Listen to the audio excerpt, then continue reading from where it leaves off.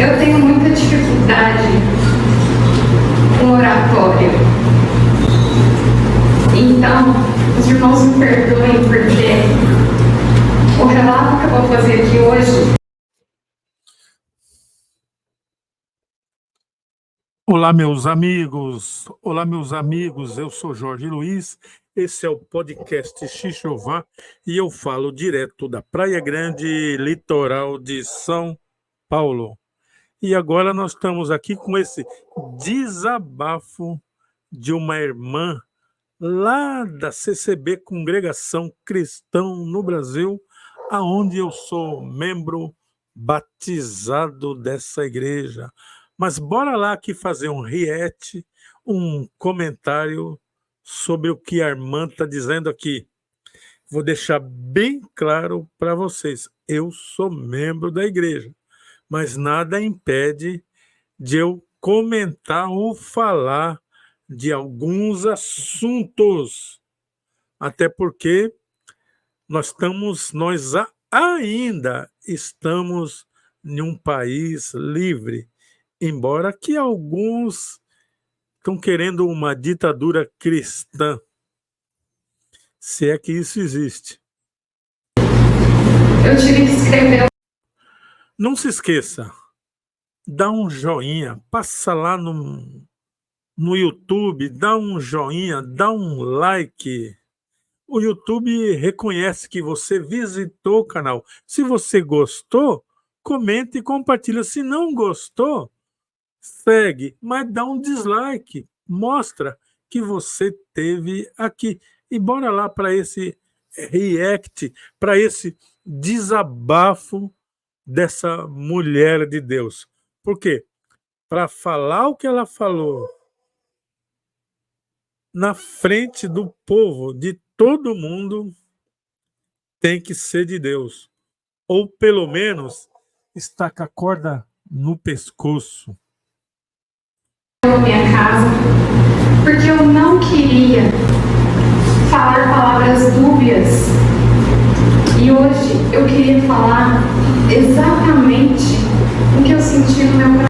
Bem, ela começou bem. Ela falou que ela tinha muitas coisas para falar, mas ela temeu de falar ali na hora, de improviso, e aí acabar falando o que não era para falar, ou deixar passar alguma coisa, uma ideia que não era para passar.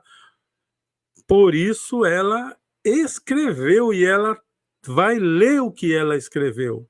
Ou seja, ela se preocupou em não ofender ou xingar alguém.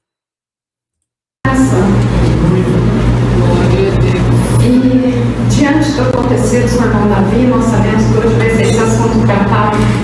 Eu preciso fazer esse relato pessoal. Bom, pelo que eu me informei, eu poderia colocar nomes aqui, mas eu quis evitar de colocar nomes.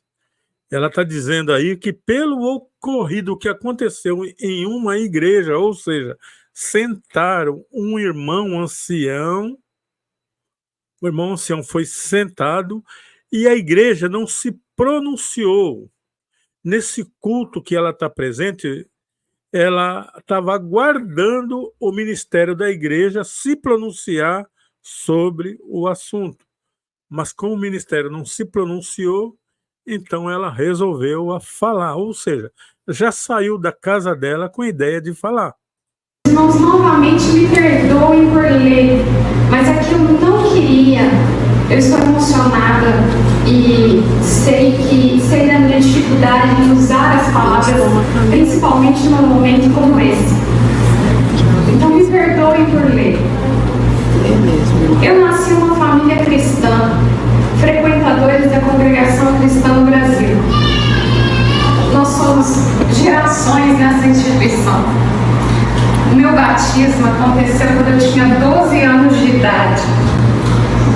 E hoje, irmãos, eu falo sem nenhum pudor, sem nenhuma vergonha, que eu me batizei sem consciência do meu pecado. Opa, peraí, agora eu vou fazer o react.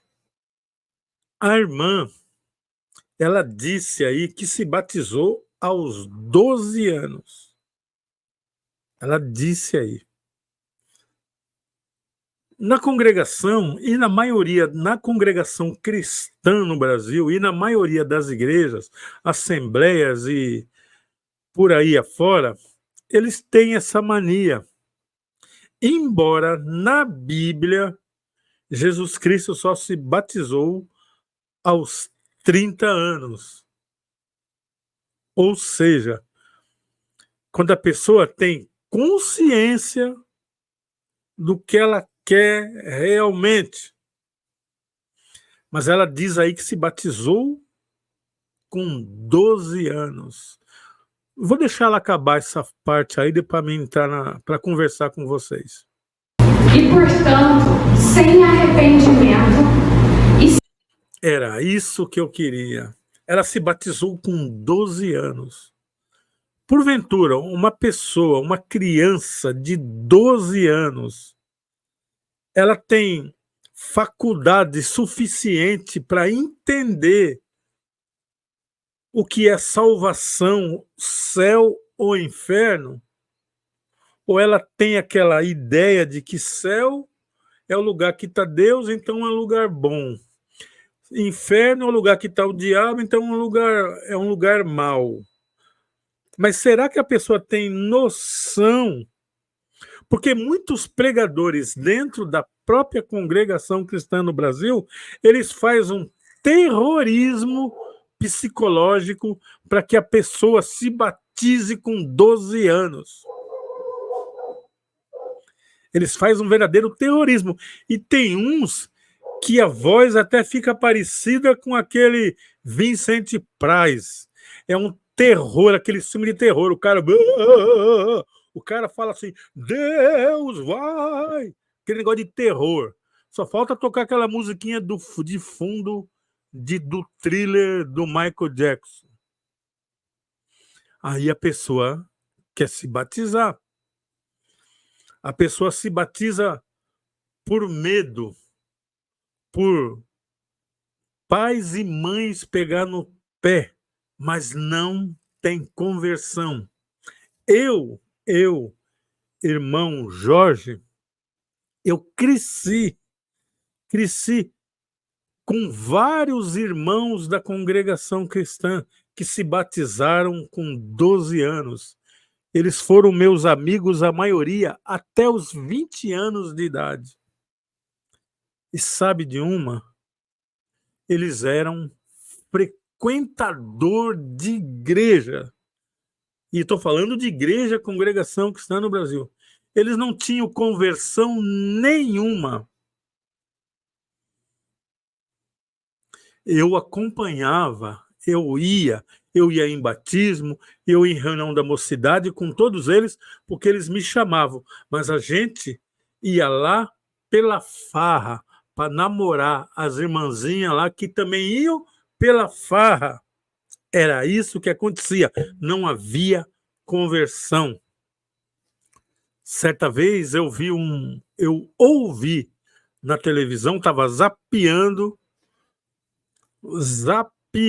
na televisão e passou no canal daquele missionário Soares, o RR, aquele lá. E alguém perguntou para ele assim, missionário, é certo se batizar com 12 anos? Eu me batizei com 12 anos, me desviei, e depois eu voltei para a igreja, eu tenho que batizar de novo? E ele muito sabiamente respondeu assim, falou, irmã, se você, irmã, ia para a igreja pela sua própria vontade, não era para agradar os seus pais e não era porque o seu pai queria, você ia porque você queria, você gostava, não era porque você tinha um namoradinho lá e queria namorar com o namoradinho, não era porque depois vocês fugiam para ir para outro lugar. É se você gostava das pregação, gostava de Deus, se você vivia aquele momento. Se você vivia, então você não precisa se batizar. Só pede perdão para Deus e continua em frente, que o teu batismo é válido. Agora, se você ia por pressão, se você ia porque o pai e a mãe gostavam, ou porque tinha um namorado ou uma namorada lá que você queria namorar, esquece, se batiza de novo. Vamos continuar aí. Sem consciência da necessidade da graça de adoção que Deus operou através de Cristo Jesus. Minha vida, por 20 anos, resumiu-se em apatia espiritual. Isso porque eu não tinha conhecimento do meu propósito neste mundo. Eu vivia incessantemente tentando ser bom o suficiente, com medo de que, se eu não fosse, Deus me mandaria para o inferno. Inclusive, irmãos, foi por isso. Parar aqui para o react. Eu não sei, eu não posso afirmar. Mas os irmãos, as irmãs aí, alguma vez, eu poderia colocar aqui, ó, na barrinha, o capítulo e o versículo, mas eu não vou colocar. Vocês procurem lá e achem. Porventura não está escrito lá assim, que Deus não nos deu o espírito de medo, mas deu o espírito de temor. Deus não deu o espírito de medo. Tudo que é ligado a medo, a horror, a pavor, não é de Deus. Deus deu o espírito de temor. Temor é diferente. Temor, quem teme, respeita. Você entendeu o que a irmã está falando aí? Ela passou muito tempo com medo de Deus. Ela se batizou com medo do que poderia acontecer. Isso aí é coisa de homens, pais e mães que também não conhecem a Deus. Mas procure aí na sua Bíblia. Deus nos deu um espírito de temor e não de tremor. Bora lá. Esse medo que eu me batizei com 12 anos de idade. Eu vivia distante de Deus porque eu não conseguia vê-lo como meu amigo. Eu enxergava ele como um Deus vingador. Então, irmãos, há 2 anos, eu cheguei na congregação no Jardim Paiva e lá eu ouvi pela primeira vez na minha vida a genuína mensagem do Evangelho. Glória a Deus! Se você usa óculos, veja o que esse doutor revelou. A dificuldade para enxergar de longe ou de perto não é culpa da idade, genética ou celular. Glória a Deus! Glória a Deus! Salva! Glória a Deus! Que a salvação, ela é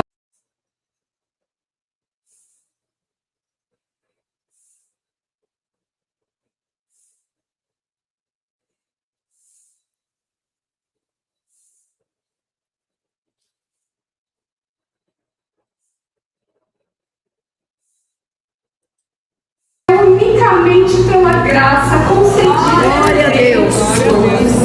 Através do sacrifício de Jesus Cristo lá na cruz do Calvário. Lá, irmãos, eu recebi um chamado.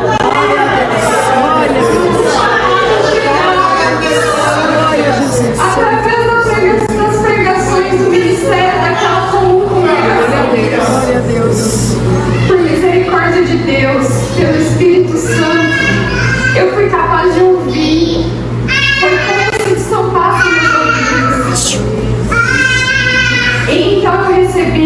chamado especial no meu coração de que eu sou de Deus. Glória a Deus. E que isso independe das minhas obras.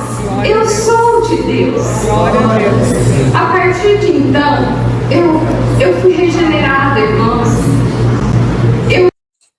Muitos crentes, muitos cristãos, e principalmente dentro da congregação cristã, mas não é só lá, tem vários lugares que também é assim, não entende que nós fomos salvos pela graça de Deus. Não importa quantos mortos você ressuscitou, não importa quantos mortos você ainda vai ressuscitar, não importa quantas vezes você orou e choveu, não importa quantas vezes você orou e a pessoa foi curada, nada disso vai te trazer salvação. Não vai. A salvação você já ganhou quando creu que Jesus Cristo é Filho de Deus. Não confunda você ganhar a salvação e a manutenção da sua espiritualidade e santidade no dia a dia. É isso que muitos confundem e acham que tem que ficar pagando penitência ou botar uma cueca e subir no Monte Ararat ou no Monte Tibé e lá ficar só de cueca naquele frio desgraçado e acha que isso vai trazer salvação. Lá na congregação ninguém vai te mandar você botar uma cueca e subir no Tibé ou no Monte Ararat, mas vai mandar você ficar anos sem cortar o cabelo. Eu já vi irmã que o cabelo vinha no calcanhar e ela achava que isso era santidade. Eu já vi gente que dorme de gravata, de camisa social, de calça, porque se ele morrer, ele não vai para o céu se ele não tiver de calça ou de gravata. Esse sujeito nem imagina, ou pelo menos dá uma de besta, que quando você fica doente e vai parar lá no hospital, os médicos fazem o que quer com você ali. Vira você para lá, para cá, enfia o dedo aqui, enfia o dedo acolá, rapa lá, rapa aqui, e aí o que acontece?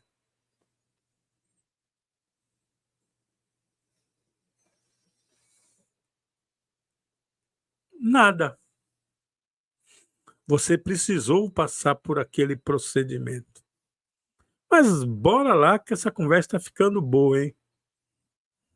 Me senti verdadeiramente convertida. Glória a Deus. Deus me transformou a minha vida espiritual e a da minha casa. Glória a Deus. A partir de então eu tenho certeza da minha vida eterna, porque não é por mérito meu, mas é pelos méritos de Cristo. Glória a Deus. E mediante a fé nele como meu Senhor e Salvador. Glória a Deus. Pois é, as pessoas, muitos crentes, eles não entendem que Deus já sabe que muitos que recebem o evangelho, muitos que são chamados no evangelho, vão ser mais trabalhador do que o outro. Engraçado que na própria Bíblia tem uma parábola dos trabalhadores lá, a pessoa lê aquilo, mas não põe em prática. Não interessa o tempo de casa que você tem, não interessa nada, o salário é o mesmo. Não interessa. Não é porque o seu cabelo bate no pé, não é porque você faz um jejum de 50 dias, de 2 em 2 meses. Não, não é nada disso. Isso é bom para você, mas para Deus não. Deus nem come, não come nada. Mas é bom para você. Não estou dizendo que você não tenha que fazer jejum, não, não é isso. Mas cuidado, que às vezes muito esforço leva a pessoa a se achar. Se achar. Você já viu, você já ouviu algum irmão contando testemunho, ou em cima do púlpito, ou no lugar de testemunho, dizendo que, olha, eu consegui aquela bênção porque eu me esforcei, eu dediquei, eu jejuei, eu não me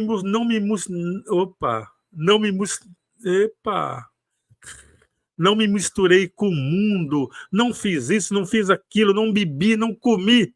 Você já viu? Você acha que que esse esforço aí para Deus tem valor? Está lá na Bíblia, no Velho Testamento. O jejum que agrada a Deus é que não maltrate a viúva, o pobre, o necessitado. Esse é o jejum que Deus quer. Mas bora lá. Isso, irmãos, foi libertador. Foi libertador. É libertador saber que eu tenho um Deus que é meu amigo, que hoje eu cometo pecado. Eu peco sim, mas eu não quero cometê-lo. É impressionante ver uma irmã, pelo que ela está dizendo aí, ela tem muito tempo dentro da igreja, ela nasceu dentro da igreja, e só faz 2 anos que ela descobriu que não é pelo seu esforço que você está salvo. Que não era por você usar uma saia arrastando no pé que você está salva. Que não era porque o cabelo está no calcanhar que você está salvo. Aí o irmão, que Deus se usou dele para que abrisse a mente e os olhos das pessoas, foi sentado. Será que as pessoas não querem que se abram os olhos, que as escamas caiam e você veja um Cristo e não veja uma denominação evangélica, mas veja um Cristo? Será? Eu sou membro da igreja e estou perguntando. Deixa eu falar com vocês aqui rapidinho. Não é nada. Se eu vejo alguém falando em língua perto de mim, eu não fico ali, fala Senhor, fala Senhor. Eu não sei quem está falando. Eu, presta atenção. O camarada pega aquelas palavras lá sem nexo, sem pé, sem cabeça, Deus vai dar, Deus vai fazer. Tudo que não tem fundamento, eu vou dar glória a Deus, você acha? Você acha? Por isso, tem muito doente no meio de vós. Bora lá. Hoje, eu suplico ao Espírito Santo que me livre de pecado. Mas, irmãos, não é mais por aquele medo que eu tinha de ir para o inferno. É por amor a Deus. É por amor. É por gratidão a Deus e a Cristo pela morte dele na cruz por nós. E tem outra coisa, irmãos, que eu tenho que falar também. Que desde que eu passei a examinar, a estudar a palavra de Deus, eu me reconheci mais pecadora, ainda mais necessitada do perdão e da misericórdia de Deus. Eu ouvi de um amigo, de um irmão querido, que o pior pecado de todos é a ignorância. E aquilo me marcou de uma forma. Então eu busquei do Espírito Santo o conhecimento acerca da palavra de Deus. Nessa busca, irmãos, o Senhor tem operado toda essa transformação na minha vida. Minha vida hoje, ela é leve, sabe? Ela é leve porque eu tenho certeza da minha vida eterna. Glória a Deus. Eu tenho certeza certeza, irmãos, e isso não é por mérito meu, mas é por Cristo Jesus. Glória a Deus. E hoje, por que eu estou testemunhando isso hoje?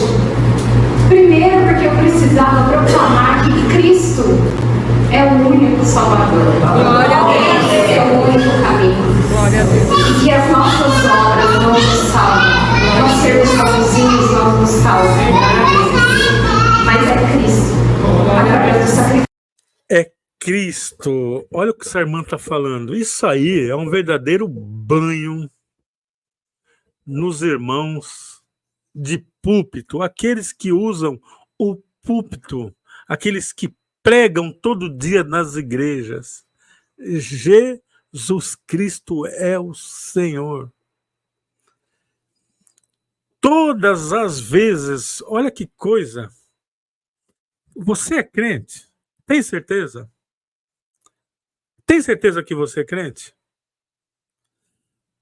Essa semana, nos últimos 20 dias, você foi dentro de uma igreja e você assistiu o culto? Assistiu?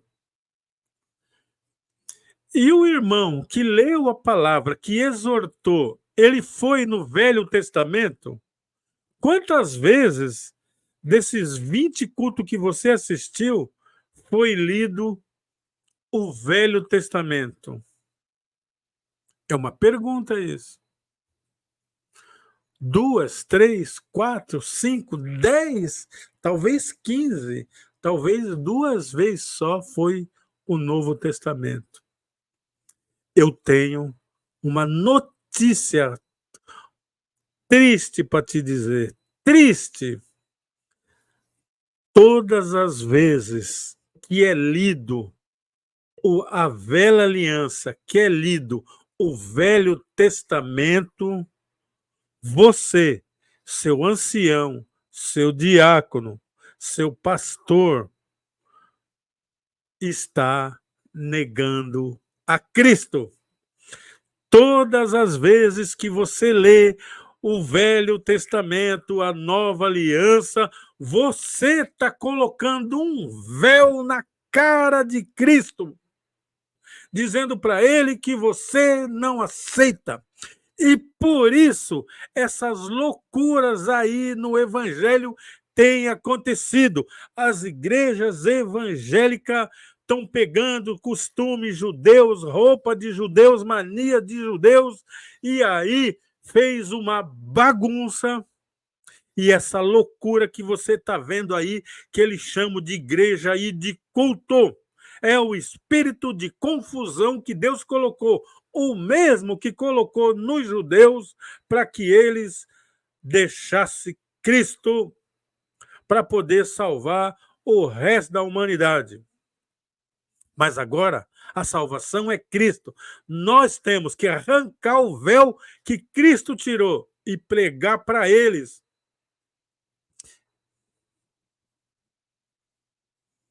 Vou ficar por aqui.